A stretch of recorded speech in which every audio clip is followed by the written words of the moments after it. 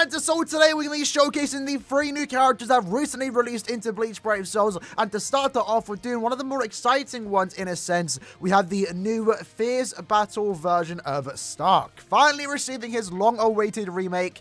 Did they do him justice? Let's find out. So Stark is an Aaroniero Espada with the no affiliation kill ability. One of his more defining aspects of a character here is damage inflicted at full stamina plus 30%. That's very good for his own damage, but also a really valuable link for any power character in the game, whether that's current characters or future characters. The amount of damage you get from this is definitely noticeable, and if you are someone that actively uses someone like 1000 Year Blood War Yamamoto in Epic Raids, Senkamon, or most importantly Guild Quests, this is a link that's going to help him do even more damage. Other than that though, Stark is a ranged character, has weakening on every single attack, has a pretty decent damage output thanks to again that 30% more damage when you are at full stamina, 40% more damage to weakened enemies, and also a 40% berserker. With the built-in recharge, some good utility with guard break and also hidden enemies, alongside raid all affiliation dodges, it makes him a pretty decent character. But the most important skill here that really makes this character stand out is the 20% havoc. Giving him 20% more range on every strong attack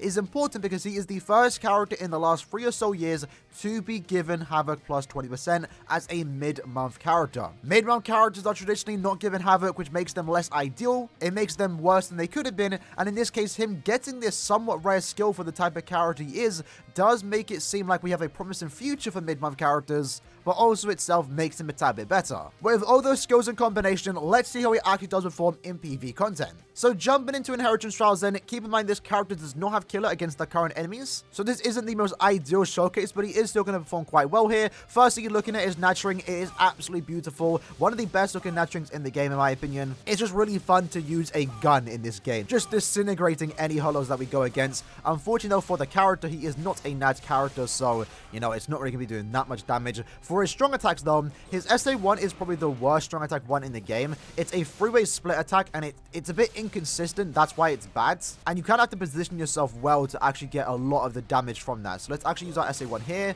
It took 2 uses of that strong attack to kill some enemies here, and then if we use it from far away, sometimes it really doesn't do the best amount of damage.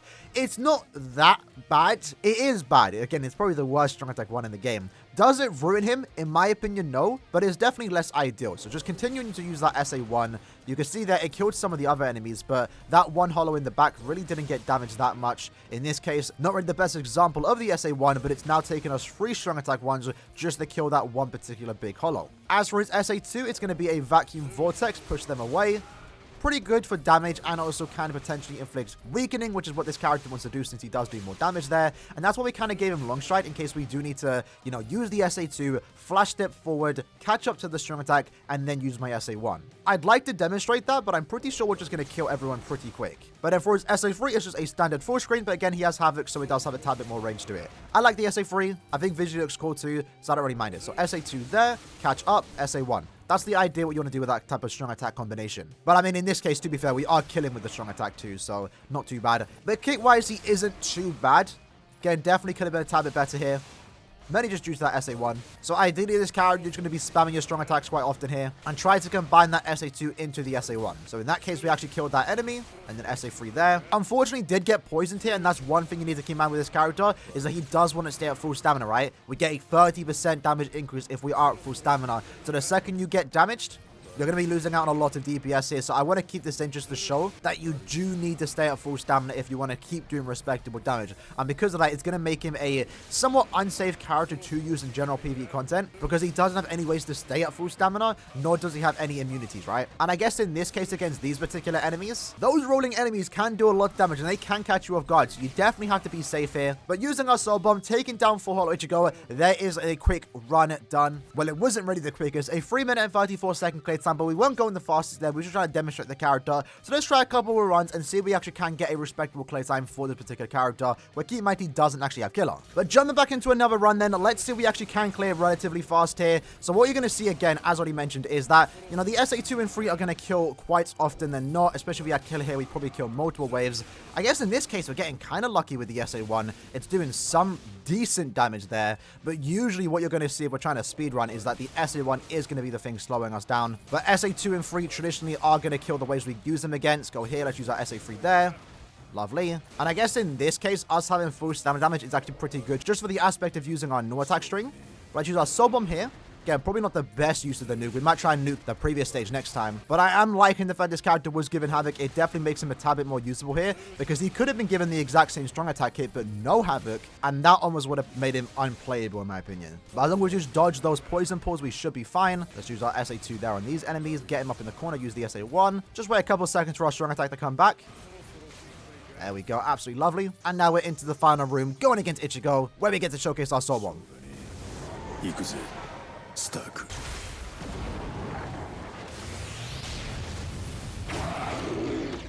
And even though we lost a bit of full stam there, we were still able to use our soul bomb and take down the boss. So in this case, a 1 minute and 30 second clear time. Again, keep in mind he doesn't have killer here, and we are only going against single player content. You keep that in mind. I would take him into co-op content, but I don't think he's a character you really want to use in co-op IT, especially when he doesn't have killer. It's not going to be the best demonstration. When he does have killer, he's going to perform a lot better, because he then will be doing 60% more damage. And that's where you're really going to see this character start to shine a tad bit more. But 1 minute and 30 seconds for a character without killer is actually quite in line with a lot of other characters, despite that somewhat mediocre SA1.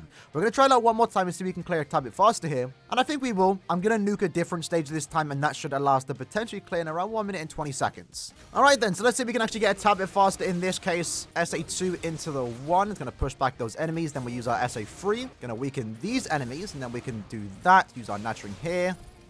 Into the 2. There, then we have to wait a couple of seconds for our strong attack to come back, because unfortunately we couldn't kill. And I guess in this case, I'm going to use my SA3 into the soul bomb.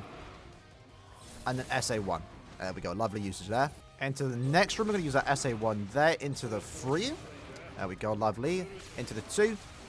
Lovely. Into the 1. Can it kill? Unfortunately, did not, but it's fine, because we're going to wait for our strong attack 1 to come back. There we go. Into that. We're going to use our SA3 here, because that should kill them and then kill these lot. There we go. Lovely. Not too bad then. Not too bad. So now into the final room. All we got to do at this point is snatch the soul bomb.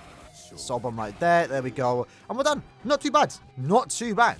But the question is, was this run faster? Potentially. Let's find out. 1 minute and 17 seconds. So we were going in line with what we were expecting. 1 minute and 20 second clear time.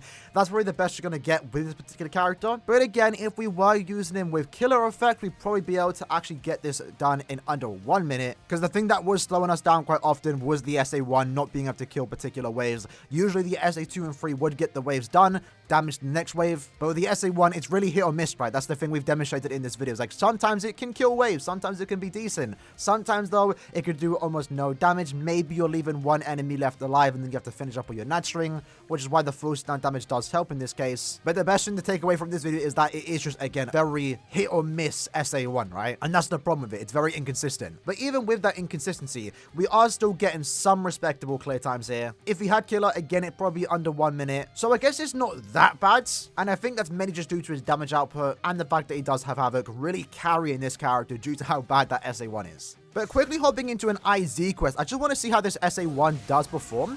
Yeah, see, in IZ, when you aren't going against enemies that have, you know, iron skin, for example, the SA1 ain't too bad. Like, usually it's just going to kill. It's only in IT where it kind of becomes a problem. Anywhere else, it's pretty much fine. That feels smooth. The character definitely feels a lot smoother here when you can actually kill the enemies. The SA1 actually did decent there. And damage-wise, again, it's not too bad. And we're apparently already in the final room. Okay. I'm pretty sure at this point we could probably just kill that SA1. Ah, not even. Yeah, okay. Enough of that then.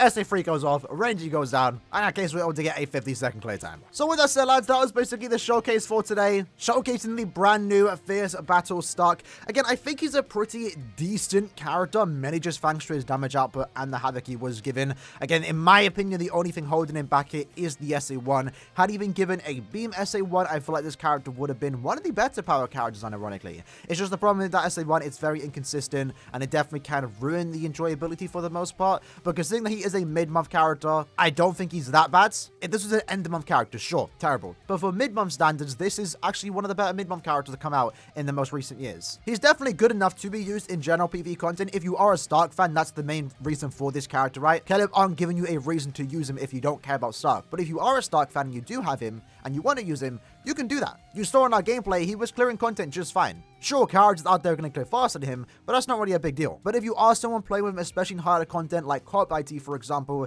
you definitely want to make sure you are prepared. And to do that, give him as much recharge as you can, and make sure to give him some type of healing, because this character does not have any built-in healing. If you do take any type of damage, you are going to lose out on a lot of DPS. So making sure he can potentially stay at full stamina is something that you might want to do, and if you can do that and learn the pattern where the mob spawns and don't have a problem getting hit, then he's going to perform just fine. He also does have immunities, so he is definitely having some drawbacks. Just the lack of survivability for the most part is really hurting this character in other harder content. But for Stark fans, you can definitely get a lot of usage out of him. In any content you really want to play him in, you can definitely do that, especially when it comes to Guild Quest 2. He is a ranged, no affiliation Guild Quest character that does have a decent damage output with more damage to weakened enemies, so he is going to work well with someone like the Burn the Witch Chris's version of Noel, allowing him to do more damage and allowing you to potentially soul bomb or clear that particular Guild Quest a tad bit faster. So overall, just a pretty average, maybe above average character. For mid-month standards, I think he's actually quite decent. Is he someone you're going to regularly use? Probably not. He doesn't have any increased potion drop rates. So in my opinion, the only place I could see myself using him in the future is in Guild Quests. So this character mainly is just for Stark fans to have fun with a new Stark character.